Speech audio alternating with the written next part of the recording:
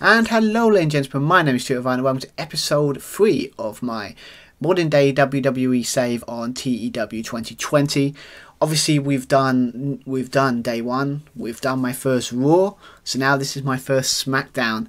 Obviously a lot of, I haven't really, obviously it's 2 hours, so I don't have to jam pack as much stuff as I did on Raw, but obviously we've got some good stuff. We have a Fatal 4-Way number contendership match for the Universal Championship. We have a WWE SmackDown Tag Team Championship match. We also have Roman's on the show, Brock's on the show, and yeah, we've got some obviously interesting beats for the women's title situation, as well as and also we've got some Royal Rumble qualifiers as well. So yeah, so I've set up this this show to be really good. So hopefully you enjoy. Obviously, if you've liked the last 2 videos, obviously please, and you want to know more, please like and subscribe. We really appreciate it. Obviously, if you want to watch my Raw review, it'll be, I think, up. Yeah, I'll put a link. It's up there somewhere, a little thing up on the top there, so you can check that out because I really appreciate it. Hope you enjoyed it. So yeah. So I don't know what more to say. Even well, if you're still here, thank you. So yeah, check out. Here is my first SmackDown of my era, and hopefully it gets a good score. Fingers crossed. So yeah, so let's go straight to it. So yeah, so we start off the show with obviously the Tribal Chief, Roman Reigns. Obviously he's back from his COVID. Obviously we did bring that into the story. He still is. That did happen. I don't want to sugarcoat. Obviously January still kind of was around for a 51. I'm happy with that in the sense of it's again, we're going to get similar numbers like this. Obviously a lot of people I put in with Cesaro, Sheamus, Brock, Roman. Kind of you can expect it, but again it's fine. I'm not expecting high numbers in my first couple of weeks. It's more about the story than it is about the actual game and the numbers for me anyway. So obviously we start off with Roman. He's obviously not happy with the actions of what happened to the Usos and what happened to the Usos in the match against New Day, and obviously what happened after with Brock attacking them. Obviously he's come down with security to make sure that Brock doesn't do anything foolish and go after him. But yeah, I like the idea that obviously Roman Reigns comes in and he's like, yes, yeah, so you wanted to send a message to me, Brock. Very cowardly move to attack my cousins. Well, it worked. And you want a Universal title shot. Who do you think you are? I'm the Tribal Chief. This is my ring. This is my show. If you want a title shot, you don't demand it. You earn it. So, and you think you can just do that to me? How dare you? And obviously it also goes to you saying, what happened to you is also unacceptable. We'll sort that. You need to rectify that tonight. So that sets up something else as well. Obviously I don't put them in the segment, but they're kind of implied that they're but then obviously Paul Heyman comes out. Obviously no Brock in the sense he's around, but obviously he says that he's advocate because Paul Heyman's probably convinced Brock to not come out, especially if security's around. And obviously Paul Heyman knows Roman Reigns obviously because he was his counsel for pretty much good off for a year at this point. Obviously, we know what happened in real life. But, yeah, also you've got Paul Heyman being the sleazeball that he is, trying to kind of diffuse the situation here. Kind of going, Paul Heyman kind of goes, you misunderstand what Brock was trying to do. He wasn't trying to disrespect you. He respects you. Because, he kind of respects you. He knows what you are. He knows what you're capable of. But everyone knows in this land of giants, everyone knows when 2 warriors want to fight, the only way to get their attention is violence. And obviously Paul Heyman's kind of going down there going, okay, if I come down there, we can make this work. Both parties, I agree. Kind of like use his lawyer situation. Doesn't have to resort to a match or violence. Everyone can be happy. But then obviously when you expect Brock Lesnar to come out and start something, Cesaro comes out to surprise everyone. Kind of like sitting there, comes down and says, as we're kind of a lot of people would be thinking at this point in this match, right? Here we go again, another Brock, another Roman Reigns type of match. And people like me, the workhorses in this company, being pushed aside just because I don't fit a certain bill. And this year, it's new year, new start. I'm going to live up my potential. So if you want a challenger for that Universal title, I'm the first in line. And yeah, and obviously then Sheamus comes out, surprisingly. Again, these are all people you expect to be in one segment, but all these people coming out, you're going, oh, okay, where's this going? And Sheamus goes, only winners get title shots. You're a loser, Cesaro. You lost last night. And then you have the gall to demand a title shot? Unbelievable. And then obviously Sami Zayn comes out as well, kind of saying it as like a kind of paranoid thing, that kind of stuff. But yeah, saying that, you know, a title race, a title shot, and then Sami Zayn, as always, is forgotten about because there's a grand conspiracy against Sami Zayn, as you expect. And yeah, and obviously Roman kind of looks at everyone going, do you know who I am? Do you know who I am? I'm like, were you listening to a word I was saying? I'm the tribal chief. I run this show. So you all want, and didn't you listen to the whole thing with, you don't demand, you earn? But okay, if you want to interrupt me during my opening show, okay, let's set up a match. What about you all four of you face off against each other, and then if one of you win, to be fair, Roman Reigns is like, I'll put you down anyway, but one of you wins and has the guard to stand up to me and earn your spot, yeah, then we can talk and we'll have a match. But yes, if you want to have a shot at me, yeah, you've got to earn it. And obviously after this, everyone's happy, kind of Cesaro, Sheamus, Sami Zayn, they're kind of happy with this because, oh, okay, I get a shot. But then obviously Paul Heyman's not happy because he knows he has to go back and explain this to Brock, that if he wants Roman Reigns, he has to be on a SmackDown. You know, he has to turn up. It's probably his first time in years that he's actually had a match for a very long time. He rarely is on SmackDown, so he has to convince him that he has to do it. So yeah, 51. I had a great start to the show personally. I think you had to do it with Roman. It's like nip it in the bud, set up the whole thing. So yeah, 51. So obviously after that we have my first obviously Royal Rumble qualifying matches. Obviously I put Drew McIntyre going against Happy Corbin, that's not so happy at the moment, in a qualifying match. So who's going to win? Who's going to get that spot at the Royal Rumble? And the answer to that question is obviously Drew McIntyre with a claim kick for 56. Very good here. I like the idea. Obviously I don't put it in a segment, but I put it in the idea that Happy Gilmore, good film, but not what I'm thinking of. I don't know what I'm thinking of here. But Happy Corbin is basically, obviously we set up in day one that he put all his money on Moss to get the victory against Drew, and he lost. So he's broke. So I like the idea that he's gone, okay, I need them. So obviously he's a gambler at this point. That's really the kind of story we're going for. Is that the only way he finds a way to get out of being in debt is to gamble more. So he put a bet in this match that he's going to be in the Royal Rumble. But yeah, obviously I like the idea that basically, yeah, he's more intense, he's more determined because he needs to win this. He's so desperate, but obviously it doesn't work. Obviously a Claymore kick by Drew McIntyre for the win.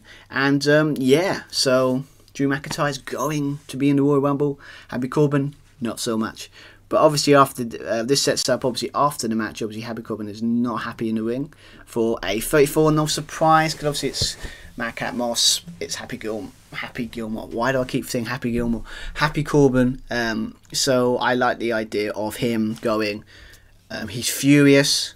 He's losing his crap. He's like saying, "Oh, I need the money. I can't do this." And they're flipping out. And I don't know if I like the idea of they come down, and then all of a sudden there's like debt collectors at the top of the ramp. Obviously in wrestling, how they get in doesn't matter. They come down saying we want our money back because he made a bet with the wrong type of people. I'm not quite sure if this is going to be actually a person or just like a random character that I'll just set up. But I like the idea that basically he's betting and gambling has come to bite him in the ass, and obviously people want their money back. So he runs out. Runs across the ring, these guys go after him. So yeah, so Corbin's in some trouble. I don't think he's happy. He's more of a very nervous Corbin at the moment. But 34, it's fine. It's fine. I'm happy with it. I knew I wasn't going to get great numbers here, so I'm not surprised by it. But yeah, so 34, not bad. I like it.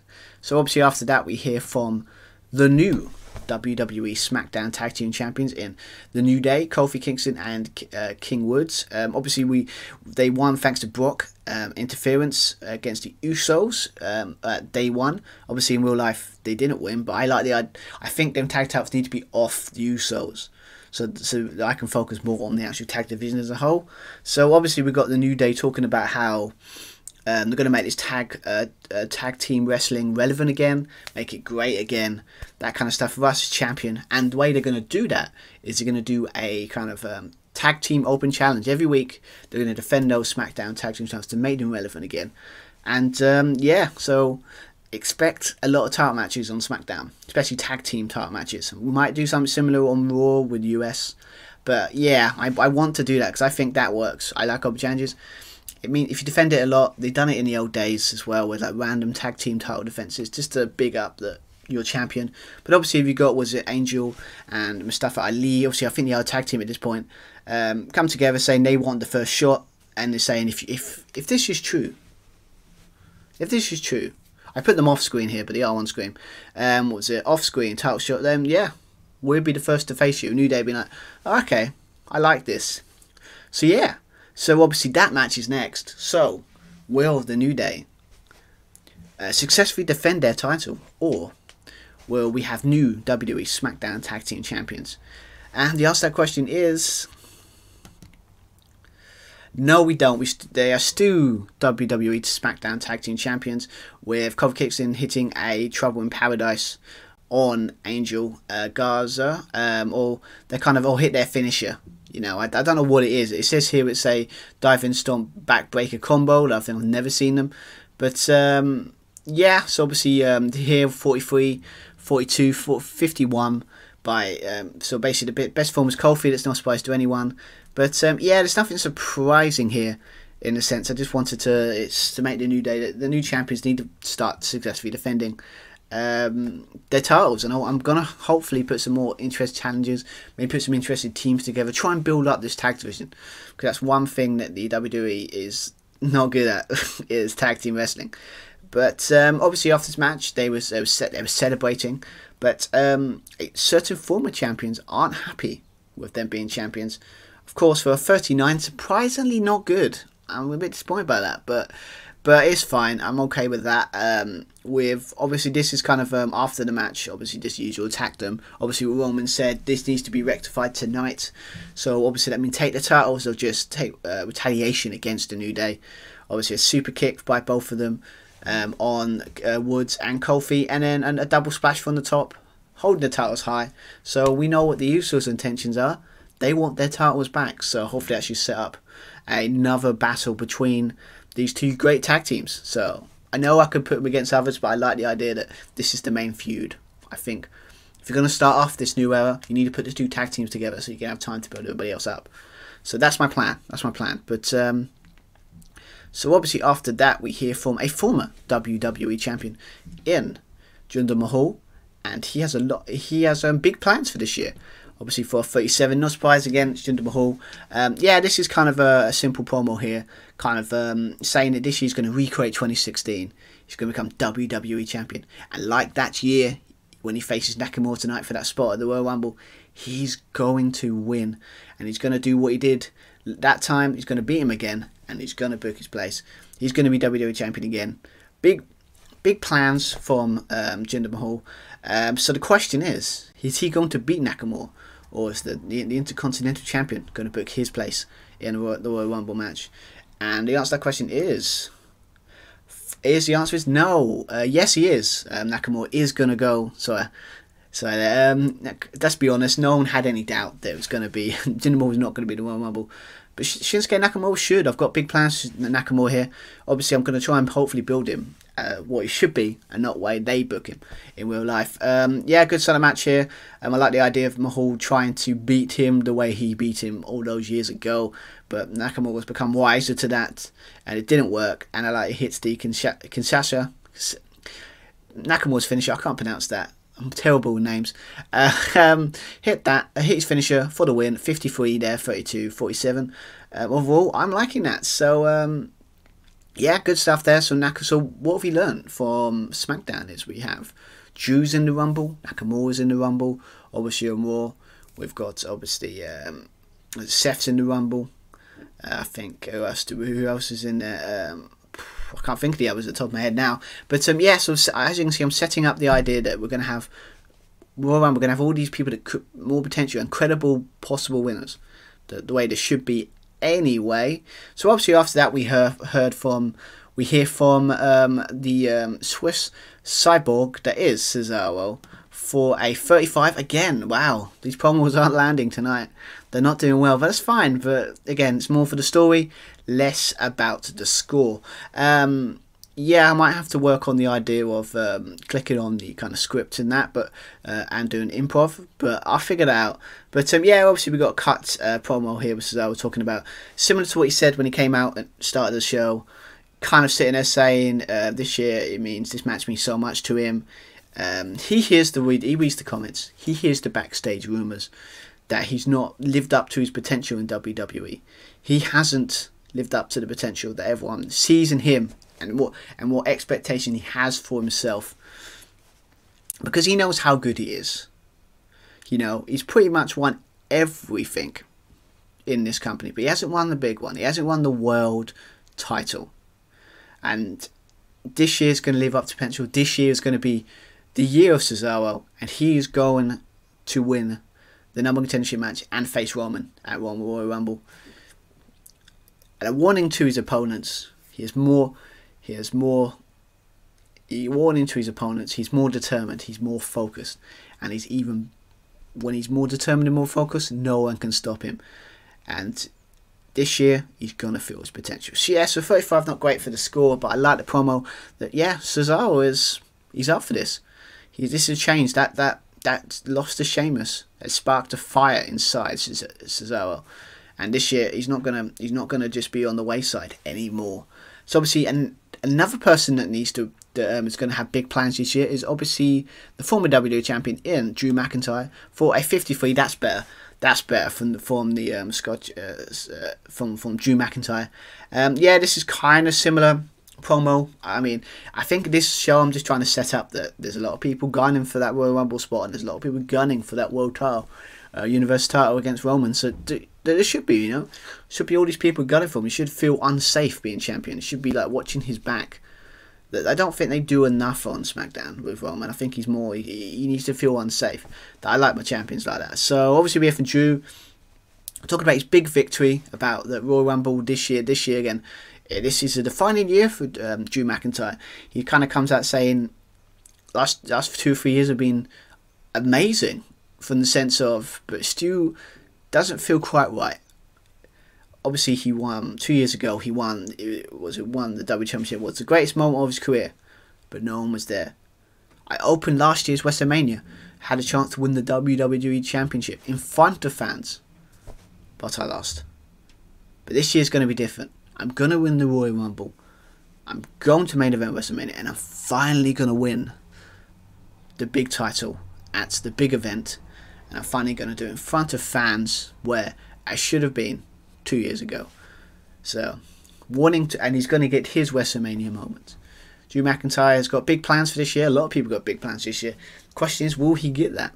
Obviously, he has booked his place in the Royal Rumble, so he's on the show. So the question is, he's going to win it. We'll find out, obviously, in a couple of weeks when that happens. So obviously, after that, we have a after this, we have a match with the WWE SmackDown Women's Champion in Charlotte Flair in action. Obviously, a non-title match. Next, obviously, against Xia Li, just to get the champ back into action for a 42. I'm happy with that. 22 by Xia Li, 47 by Charlotte Flair. I'm happy with that. Again, this is more to showcase that Xia Li is a good wrestler. She's really good, and obviously she made the champ work for this victory, but she got the win with a figure. I put the natural selection, season tap, but a figure 8 leg lock. That's fine. But the question is, obviously, after this is kind of just a match for the sake of a match. But yeah, this is Xia Li. I put here that Xia Li looks good, so it makes sense. So obviously after that, we hear from the WWE SmackDown Women's Champion in Charlotte Flair for 45.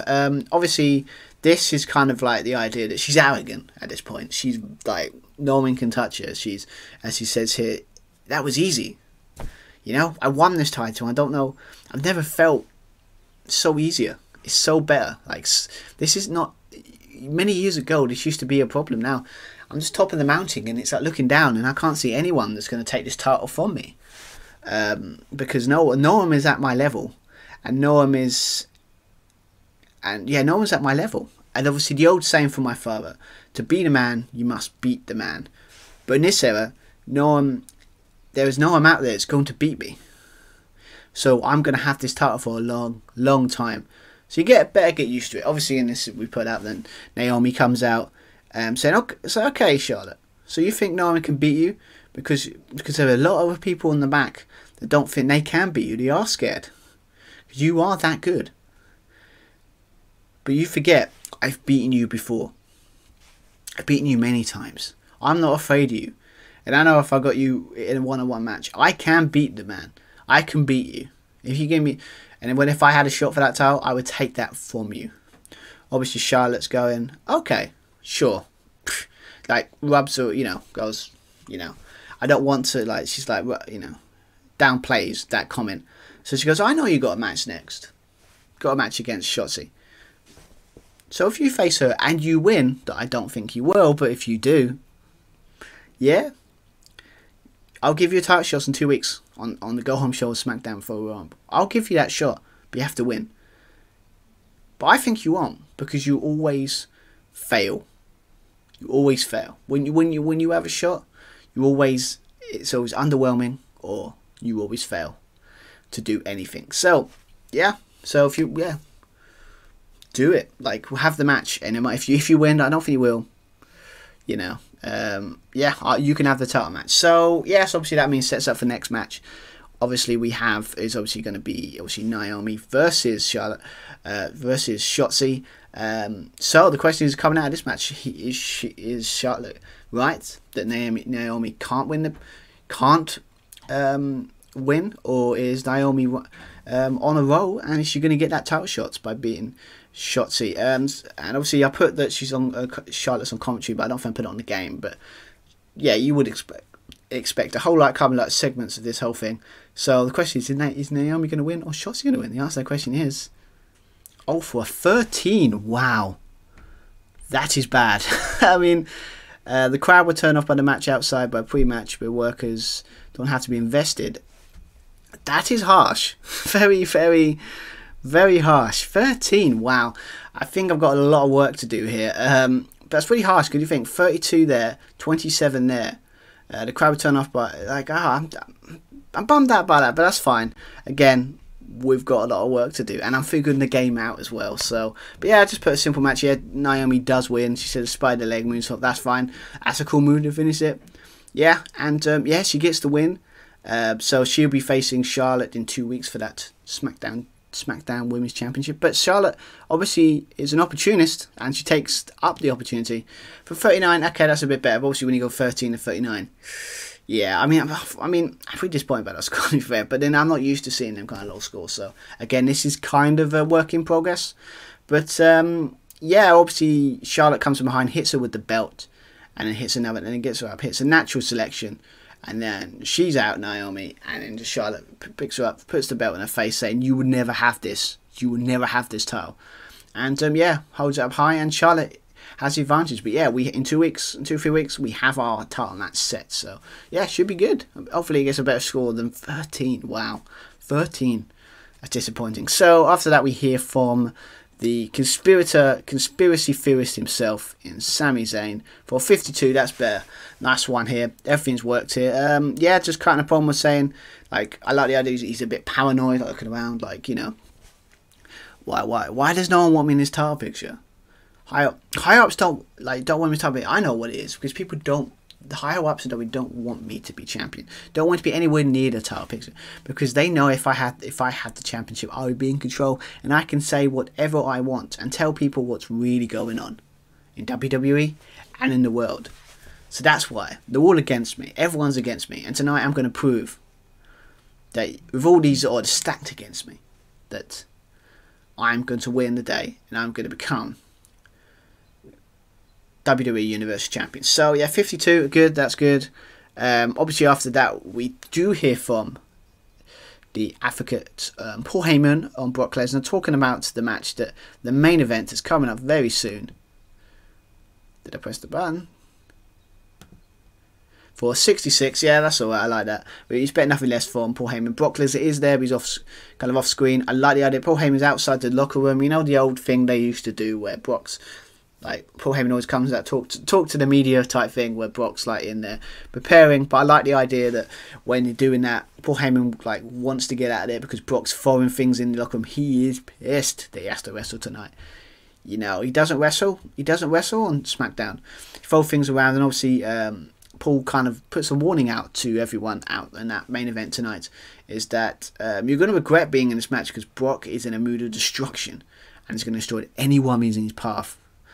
And he forgets this is the focus beast incarnate, and and he wants Roman Reigns. So you think the beast incarnate is dangerous when he's just wreaking havoc? Imagine if he's got a focus beast incarnate, then you've got some problems.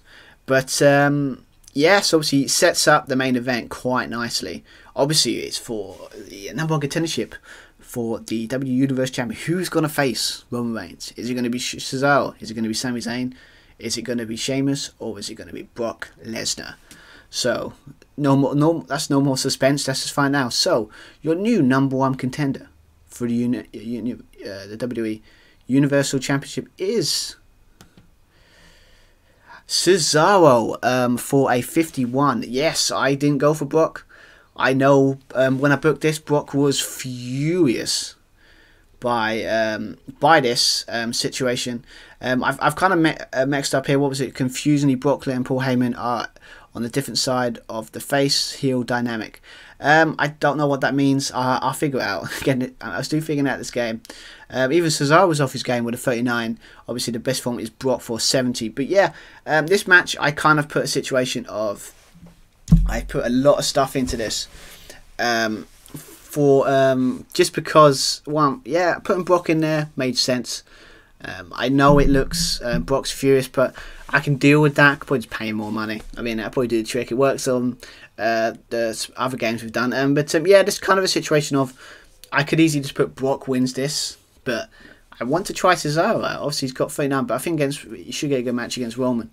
But I just like the idea that just if we're going to have Brock versus Roman, you got to tease it. Obviously, this is not a spoiler for any plans I have. I just think I'm going to do that match at some point. It might be at WrestleMania. It might be Elimination Chamber. I'm going to have to do that match. But I like the idea. I don't think he should just have it at Royal Rumble like he did in real life. I think he should have to, tease it out a little bit. So obviously, this match was kind of like, I didn't put it as here, but I put it as just kind of his elimination type rules, where it's kind of, you got Brock eliminate first, obviously surprising, not everyone was surprised. Usos getting involved, kind of interfering. Brock gets Brock gets counted out. I don't know if that's the rules of a Fatal 4-Way. I think it is. So, or we just like gets taken out. So he's pissed. He F5s the ref. He gets escorted out. So there'll be consequences for that action next week. Obviously that's a teaser there. Obviously got Sami Zayn goes out with Brock from Sheamus, and then obviously the final two between Sheamus and Cesaro. Obviously seems like it's amazing what 24 hours can do after you lose one match, or like a couple of days can do. You lose one match and he comes back and he beats Cesaro, beats Sheamus here with a neutralizer for the win. Awesome stuff. Obviously, so it's going to be Roman Reigns versus Cesaro at Royal Rumble. Yes, I'm going to try something different. I'm not going to go for the big matches too much. I just want to... I've got a story for Cesaro. So, similar to Big E, I've got a story for him that I think could work. Hopefully, the game allows me to say it, the scores relate to that. So, obviously, but the last segment, obviously, we see with Cesaro for 58, very good there. I like the idea that yeah, obviously Cesaro's really happy. He's like, fine, he's won it. He's done it. He's so emotional. He's really won it. Looks up the ramp and he sees Roman. Like you could do the symbolism with like the guy literally like pan the camera so it looks like yes, the guy that is at the top of the mountain, or in this case the top of the stage, raising his hat, raising his towel up high, saying you're not going to beat me for this. And Cesaro's like, I think I can, and I know I will. So, yeah, ends the show on a high. We've got a new #1 contender. And Brock's pissed. His actions in the game he's pissed with me, and also in the storyline he's pissed with pretty much everyone. So we'll find out if there's any repercussions for that on next week. So wonder what the final score is. I think I'll get, if I get a 40, a high 40, because obviously that 13 is gonna damage my show. So let's see what I get. I get a 51. Okay, that's cool.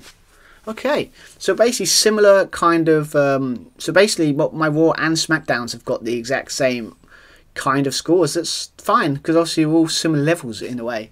Obviously that 13 with Naomi and Shotzi, I think's harsh. I don't know what the game's doing with that thing there. It should have been at least to get like a 39 or 40. Because I think it had the levels, they could have got that.